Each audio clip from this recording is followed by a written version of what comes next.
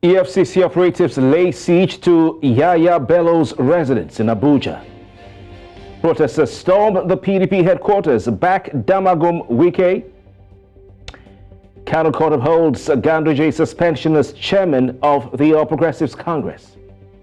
Outside Nigeria, Togo opposition denounces presidential power grab. UK Parliament's upper house delays Sunak's Rwanda scheme again. Tonight on Politics HQ, the trials and tribulations of Abdullahi Ganduje, with the national chairman of the ruling party facing two different court trials. What does the future hold for him? Where will this go? Also tonight, the National Working Committee of the People's Democratic Party has passed a vote of confidence on its embattled acting national chairman Umar Damagun. We look at what is seen as a make or break week for the opposition party, with a flurry of statutory meetings holding, and what is seen as a battle for supremacy between Nyesom Wike and his loyalists and Atiku Abubakar and his loyalists. I'm Kofi Bartels. This is Politics HQ. You're welcome. A move to ensure that the People's Democratic Party PDP caucus in Nigeria's second legislative chamber, the House of Representatives, comes together, unites, just before the National Executive Committee meeting, long-awaited National Executive Committee meeting of the party, scheduled to hold on Thursday. This meeting did not go as planned. We're hearing that it met roadblock on Tuesday, today, or yesterday, as the meeting ended in deadlock. Reports say a group of 60 lawmakers under the auspices of opposition lawmakers, these are PDP lawmakers, led by a member representing Idato Federal Constituency. This is Aro Ebo Ugochinyere, Ikenga Ugochinyere, recently demanded the resignation of the acting chairman of the PDP, Umar Damagun, to pave the way for the North Central to produce a substantive chairman. You remember when he gave a speech calling Damagum 3 times, Damagum, Damagum, Damagum, pending the conduct of a national convention as required by the PDP constitution. However, in a counter move, the PDP caucus in the House of Representatives came out to say we're not part of that move. They dissociated themselves from the coalition of opposition lawmakers, that's Gochinyere's group, saying that that group is not known to the parliament. At yesterday's meeting, which was summoned by leader of the opposition caucus and minority leader of the House of Representatives, Honorable Kingsley, Chinda of Obiakpo Federal Constituency in Rivers State. Now, both factions of PDP lawmakers were divided, and they could not come to an agreement as to whether to make a demand for Damagum's stepping down or to support him. Interestingly, the agenda of this pre-NEC meeting of the PDP House of Reps caucus was to pass a vote of confidence on Damagun. This was what the lawmakers, loyal to the Minister of the Federal Capital Territory and former Governor of Rivers State, Nyesom Wike, had in mind. But that hit the rock. Now, they could not get that vote of confidence to be passed, but the National Working Committee of the PDP met today, and we hear that they have passed a vote of confidence on the party's acting national chairman, Umar Damagun, and the party's national publicity secretary, Debo Olononagba, said this in a statement today in Abuja. He also said the vote of confidence was passed at the NWC's 484th meeting ahead of the caucus and NEC meetings, which will hold tomorrow. There's a flow of events going on in the former ruling party. Liberal Soshoma is a legal practitioner and a public affairs analyst, among other things. He's here with us in the studio. Liberal Soshoma, good to have you. My pleasure. Good to have you. What's your view on the seeming division amongst the lawmakers of the PDP in the House of Representatives? When Ikenga Gochinyeere and his group, calling themselves Opposition Coalition or something like that, gave that press conference, Honorable Kingsley Chinda was conspicuously absent. Now today, the caucus met and they still could not come to an agreement. What do you make of this? Yeah, you can't rule out the politics of Rivers State playing out currently, and also the crisis that hit the PDP right from 2015 when they left power, that till date they have not been able to resolve or find a purposeful direction to. And with each passing day, you see them, the party, it's almost as if the party is shedding its past. And so that's why you saw that division. Remember, if I take us down a little bit memory lane, in 2015 after they left power, that was when it dawned on Nigerians that PDP didn't save for the raining day. There was no money to sustain the party, and hurriedly they were looking for somebody who could sustain the party. They hurriedly packaged the party and handed over to Modu Sheriff, and then Wike came on board as the governor of Rivers State then to rescue the party with his supporters like McAfee, former governor of Kaduna State. They rescued the party from the jaws of, Modu Sheriff, who is now back in APC. And until, if you remember at that time, it was a ping pong. It was almost, a weekly ping pong. A court in Abuja will give an order. A court in Port Harcourt will give, a contrary order. So until eventually the Supreme Court ruled that the McAfee faction, were the right, national executive members of the party. And that laid to rest all of those crises, seemingly. But since that time, if you notice, Wike had played a very major and functional role in the party from the primaries of the party in 2019 that saw the emergence of Alhaji Atiku Abubakar, and even the primaries of the party in 2023. But because things didn't go his way, so it's almost like he's in one leg in opposition and one leg in the party. And some persons are not happy that the man consistently, despite what he had done for the party, he had consistently threw mud at the party, and nobody has been able to call him to question.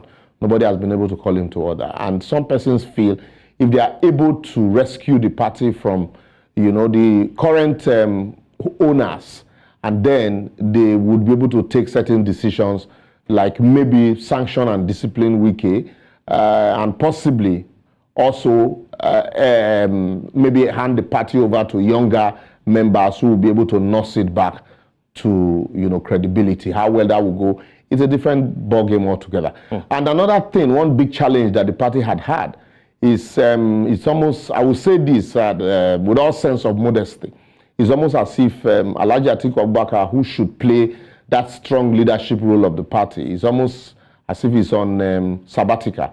He only comes to join them anytime he wants to contest for the presidential primaries. And we've not, unlike what we saw in ACN, in CPC, and eventually in APC, we've not seen that kind of leadership, from Alhaji Atiku Abubakar in PDP. Yeah, he issues statements, here and there, playing opposition the way he should play it as an individual. But we've not seen him, galvanize the party, the PDP as a party, to play purposeful opposition the way it should be played. And that's also another thing that is missing. With the kind of resources available to him, seemingly though, and with the role he has played at the highest level, being a former vice president and, almost 2 or 3, 4 times presidential aspirant on the platform, or twice presidential aspirant on the platform of the party, and the 4 times presidential aspirant, from ACN and subsequently PDP. I think that he should play a more, stronger role than he's currently playing. These are all what is leading to this ping pong that we see. But he returned to the country last week to galvanize the base ahead of the caucus, the NWC caucus and NEC meetings. Apart from what we see now, it's not. I don't know if you understand what the point I'm trying to make. That after every election, for example, Alhaji Atiku Abubakar suddenly almost gone, awo. He goes to Dubai. Thank God you said he returned back from Dubai. After election, he went to rest. One would have thought that, like typical of these major political parties, after election, you know, elections usually divide the party along interest line because it's all about personal interest. And the election that, the primaries that produced Alhaji Atiku Abubakar is one primaries that had consistently been an albatross to the party, divided the party. Wike, who was a strong financier of the party, now Dr. Okowa, nobody hears of Dr. Okowa again, who was a running mate to PDP. One would have expected, instead of going on this, you know, consistent holiday, that one would have expected that at that point, the party will set up a reconciliatory committee with the kind of leadership that Alhaji Atiku Abubakar, you know, had the profile. One would expect that would have been an opportunity to ensure that there's reconciliation along various interest lines, even before the government of the day would, you know, kickstart its process or its governance. Once you're able to put your opposition together, then you know that you have a formidable force to play credible opposition. But what we saw was you had Bala Mohammed, the governor of Bauchi State, led other PDP governors to pay the president a courtesy visit, and almost like an endorsement and a vote of confidence on a president that had not even, you know, started work because he didn't interfere, or that he didn't interfere in most of their election tribunal cases. And that was where some people knew that government could actually interfere in cases. Also, the crisis in Rivers State, we saw how the party could not even resolve it. It took the president, even though you say he's the president of the country, but, you know, he's of the opposition party. If the party had, you know, set up a reconciliatory committee, probably they wouldn't have needed the president to even begin to invite them and ask them to sign an executive order. So those are the issues I'm talking about. It's not about coming back now belatedly to try to galvanize for the NEC meeting. And now, even before the NEC meeting, you already see that it's as if he's lost a lot of ground. People are already passing vote of confidence. You have caucus members, and then you have opposition to opposition in the House of Rep. Really, PDP does not need this at this time, especially now that people are criticizing APC's style of governance. Interesting, you talked about the governors of the PDP who went to pay homage to the president. Also, Doye, governor of Bayelsa State, was pictured, you know, at President Tinubu's Supreme Court victory get together, you know, shaking hands and all that. And then when the opposition, the PDP Governors Caucus, met a couple of months back to talk about the cost of living, the food shortage, you know, and all that, that time, they also, you know, said they support the president, which is quite strange for an opposition party. But do you think that the PDP has been on this path right from the 2015 elections and after the 2015 elections, where Goodluck Jonathan went AWOL, and even before then, Olusegun Obasanjo, former leader of the party, tearing his membership card? So it's almost like most of these past leaders in PDP just use PDP as a vehicle to fulfill their ambition, and after that they just dump it like, you know, an abandoned banana peel, and so nobody really want to touch it. After I would have also expected that somebody, you know, in the mode of President Goodluck Jonathan, but you can excuse him because of the betrayal that he suffered in the hands of party members in the 2015 election. It is a notorious fact, no matter how much some people want to politicize it. It is a notorious fact that the party betrayed Goodluck Jonathan. If you remember, the then chairman of the party, I think Isa Yuguda, no, not Yuguda, it was Adamu Mazu, who was former governor of Bauchi State. It wasn't, you didn't see him forcefully campaigning for the party against Buhari in 2015. And so some of the governors also were very laid back. There were accusations that people were given funds to campaign and they warehoused it, you know, from the prosecution that we subsequently saw. And so the man felt betrayed by his own party members, and that's, you can excuse why he decided not to play party politics with them, but to play, you know, that the role of an elder statesman. But for me, Atiku Abubakar, that had consistently contested on the platform of the party, you know, has the mantle of provided that leadership fell on him. The current president, even though he didn't hold any executive position in ACN and subsequently APC, he was seen as a leader of the party, even when in 2015 to 2019, after the 2019, just before the 2019 general election, when people thought that he fell out with President Buhari, he was still appointed as a chairman of a reconciliatory committee of the APC. And you still see them, even though you can call it pretense, they pretended to trying to resolve. But the PDP had not even pretended to try to resolve differences. Apart from when Atiku was contesting, you could say, yes, according to him, he tried to reach out to Nyesom Wike, but he didn't. Right. After the election, it was an election and interests were at stake. You had 5 governors who consistently disagreed. And of those 5 governors, 4 have past governors now, but you still have one, Makinde, as a governor. And even during the bomb blast in the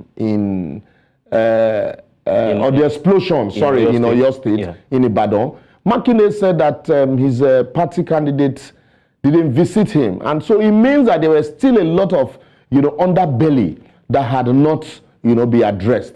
So all of these are issues that if the PDP had put them, to look at them holistically and address, iron out, shake hands, probably all of this would have been, thing of the past. But outside that, you see Wike like a bull in a china shop. He has one leg here, he has one leg there. It is a notorious fact also that Honorable Chinda, if you remember, the same Honorable Chinda was in the House of Assembly with, Chibike Amechi, whenever as BP led 5 other members, they attempted to impeach him. Honorable Chinda was that House of Assembly member that was on the bed, that was, admitted. That's a different Chinda. Yeah, but this is still a loyalist of Nyesom Wike, the same, yes. Okay then. Yes, that's a different Chinda. I thought they were the same. So, but this Chinda, it's a loyalist of Nyesom Wike, and Nyesom Wike boastfully said that all the senators from Rivers State, all the House of Assembly members, all the State House of Assembly members, and all the House of Rep members, that he procured the forms for them and he supported them during the election. And you can see the support that he's still getting from most members of the House of Assembly against the governor. So against that, it still seems as if Nyesom Wike, even though he's serving in the government of PDP, APC, is still holding the PDP by the jugular. And because some persons are not ready to stake their maybe finances to rescue the party, so it's almost as if the party is going into oblivion. This division within the national. We'll take a quick break, a commercial break. Liberals will be right back. For those of you who are at home watching us, stay with us. Politics HQ continues. Welcome back. Ahead of the PDP's, that's the People's Democratic Party's National Executive Committee meeting, which hasn't held for 15 months. That's against the party's constitution. Holds tomorrow, Wednesday or Thursday, April 18, and of course the National Caucus of the party also meets as well. We've had a flurry of activity, and this has been seen as the outcome of the battle for supremacy in the party between Nyesom Wike, Minister of the FCT, and Alhaji Atiku Abubakar, Nigeria's former Vice President, and the candidate of the PDP in the last general election. I guess still in the studio, Libros Oshoma, as a legal practitioner and a public affairs analyst. Now, Libros, this division within the PDP in the House of Representatives, Nigeria's lower legislative chamber, what do you think this will do to the party? Because we have officially Representative Kingsley Chinda as the minority leader and the head of the PDP caucus in the House, and a certain Ikenga Ugochinyere, who was, allegedly parading himself as the leader of the opposition caucus in the House. Now, they say this group is not known to them. And he's calling for the resignation of Damagum. And last week he said, Damagum, Damagum, Damagum, how many times did I call you? So what do you think about this particular? How will this affect the PDP this week? I remember this Chinda now. He's been in the House of Rep for a very long time. I remember I think a colleague of mine is a legislative aide and I remember visiting his office once at the National Assembly. Yes. And he is a strong loyalist, core loyalist of Nyesom Wike, I think also representing Nyesom Wike's constituency. And Nyesom Wike, having been the governor in Rivers State for 8 years and having sponsored senators and House of Assembly members and House of Rep, including the recent move by the National Working Committee of the party, extending the tenure of the state ESCO members in Rivers State. All of these are people who eventually, we attend the NEC meeting of the party. So if the tenures of members who are loyal to Wike have been extended and they are going to attend the NEC meeting, then the division in the party, and then also Honorable Ugochinyere, when he was, I think, chairman of CUPP, he was more like a very vociferous also, very intelligent young man, but he was more like a one-man army. And I also see him playing that one-man army in the House of Rep. How he's able to galvanize other people who do not, agree with the kind of brand of Nyesom Wike's politics.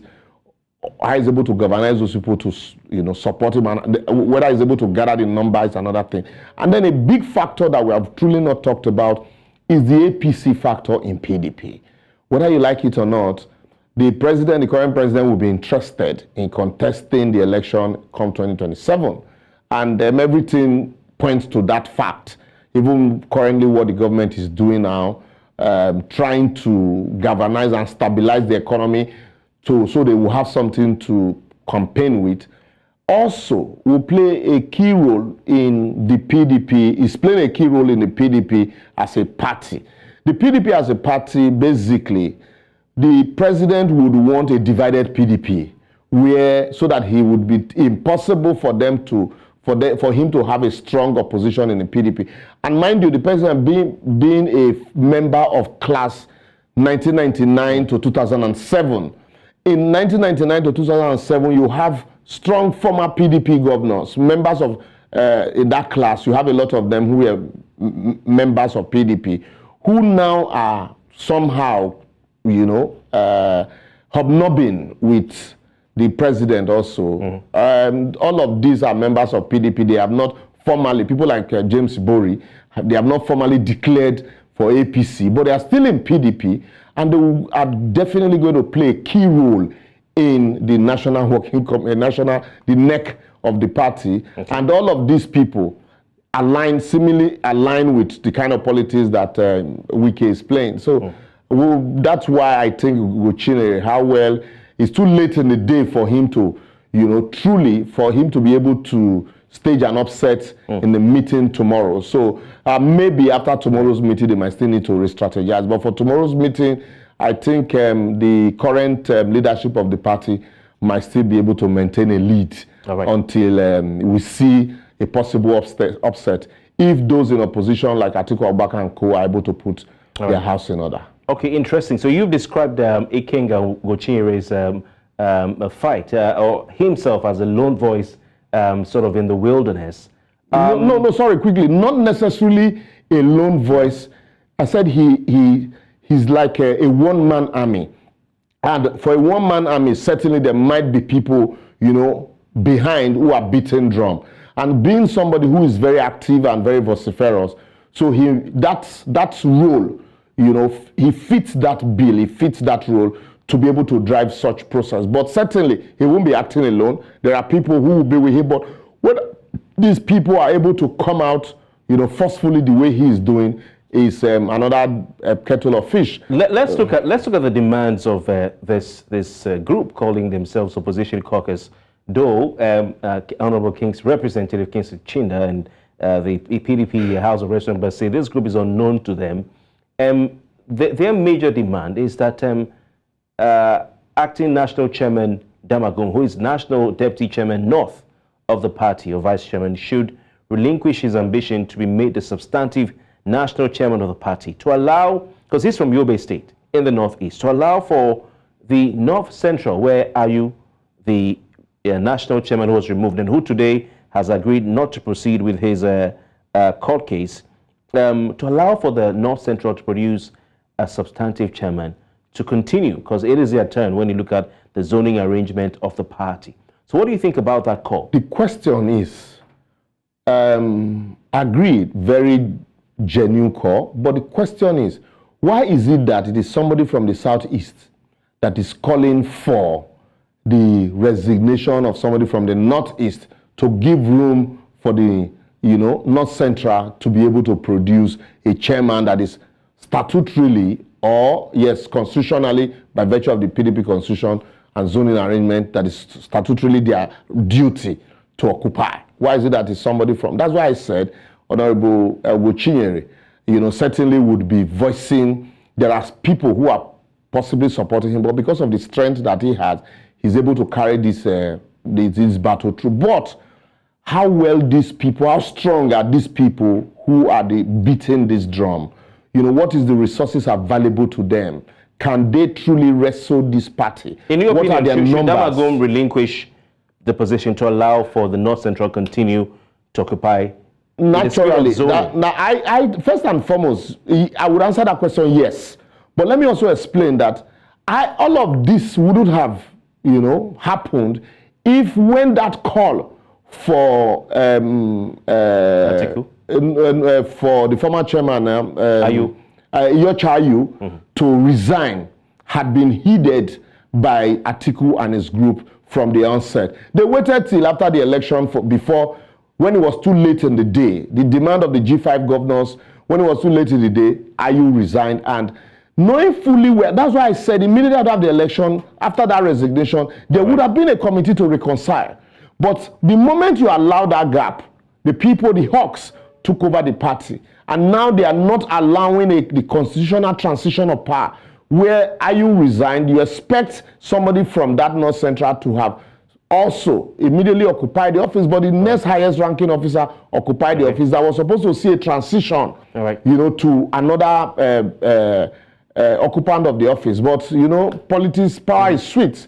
And so since the man is there and he's able to dance to the dictate of those that put him there, certainly he will remain there. Thank you very much.